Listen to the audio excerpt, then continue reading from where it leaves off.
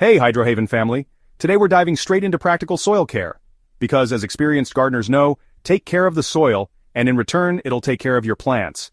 Let's get right to the techniques that will transform your garden soil from lifeless dirt to a thriving ecosystem that grows incredible plants with minimal effort.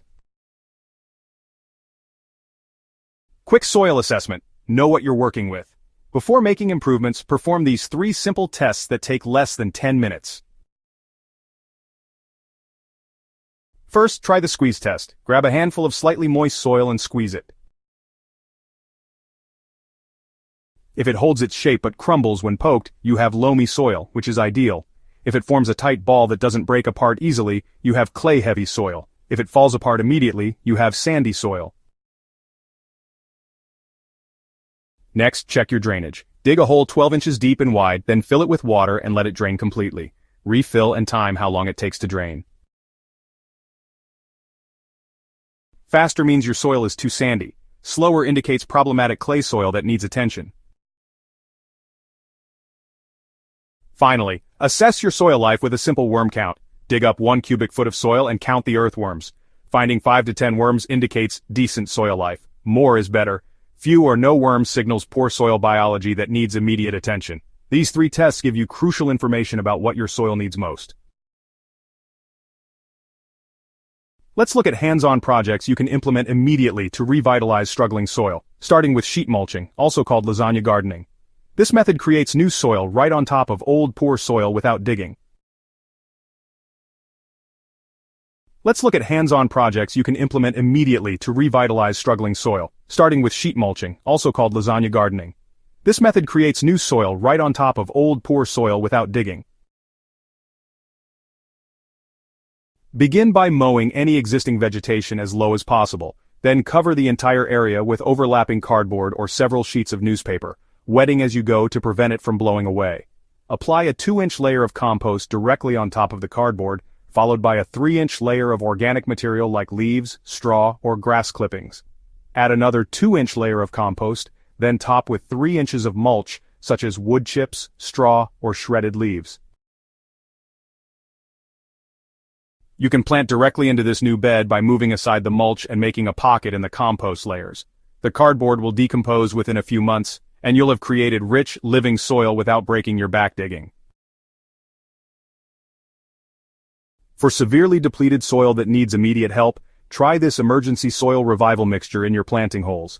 Combine equal parts native soil and finished compost, then enrich it with a 1/4 cup of worm castings, a tablespoon of kelp meal, and a small handful of mycorrhizal fungi inoculant per planting hole. This creates a microbe-rich environment right where plant roots will grow. Follow up with regular applications of compost tea every 2 weeks during the growing season to keep building soil life.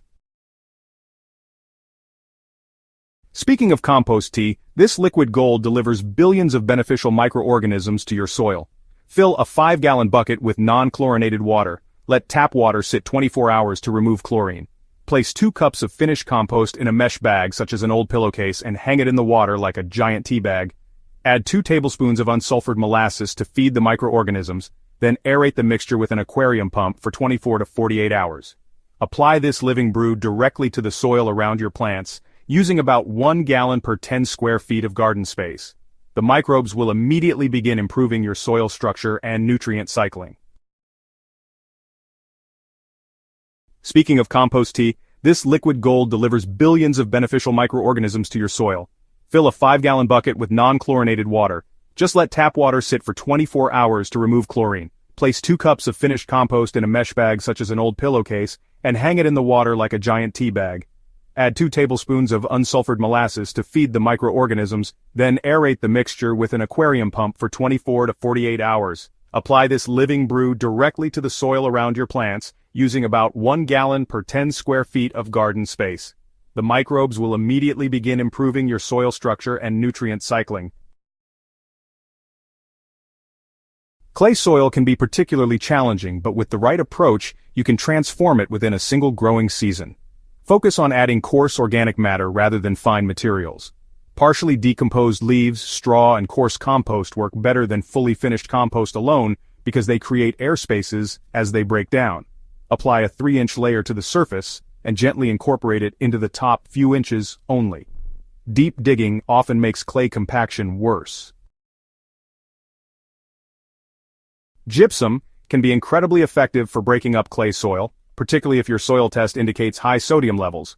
Apply agricultural gypsum at about 2 pounds per 100 square feet, gently working it into the surface. The calcium in gypsum displaces sodium particles that cause tight clay structure, allowing the soil particles to separate naturally. Deep-rooted cover crops can break up clay soil better than any tool. Plant daikon radish in the fall. Its aggressive taproot will penetrate deep into clay subsoil. When winter freezes kill the plant, the decomposing root leaves behind channels for air, water, and future plant roots. Combining daikon with cereal rye creates an even more effective soil-improving combination.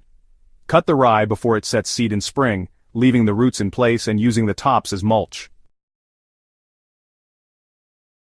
Sandy soil presents the opposite challenge. It drains too quickly and doesn't hold nutrients. The key to improvement is adding materials with high water-holding capacity.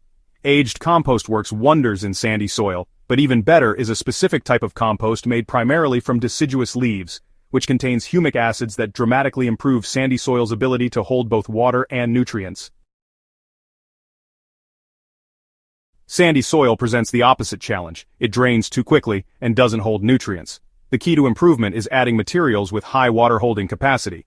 Aged compost works wonders in sandy soil, but even better is a specific type of compost made primarily from deciduous leaves, which contains humic acids that dramatically improve sandy soil's ability to hold both water and nutrients.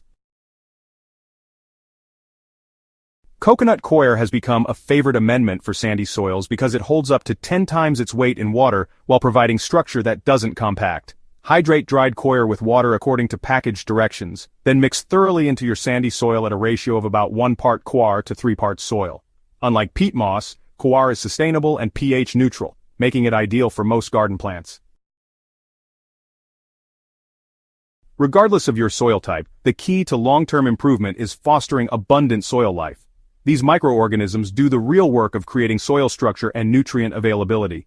Start by eliminating practices that harm soil life. Minimize digging and tilling, avoid walking on garden beds, eliminate synthetic fertilizers and pesticides, and never leave soil bare. Actively inoculate your soil with beneficial organisms through regular additions of small amounts of high-quality compost. Even better, make specialized microbe-rich inoculants at home. Actively aerated compost tea, described earlier, introduces aerobic bacteria and fungi.